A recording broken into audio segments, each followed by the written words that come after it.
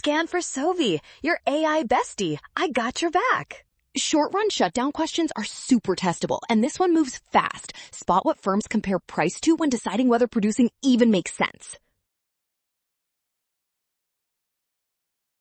In the short run, a firm first asks whether selling each unit covers the costs that actually change with output, because those are the costs production can avoid by shutting down.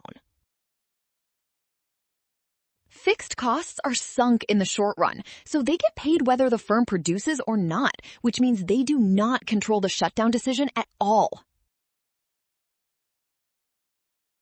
If price is at least average variable cost, keep producing. If it falls below average variable cost, shut down, so option C wins.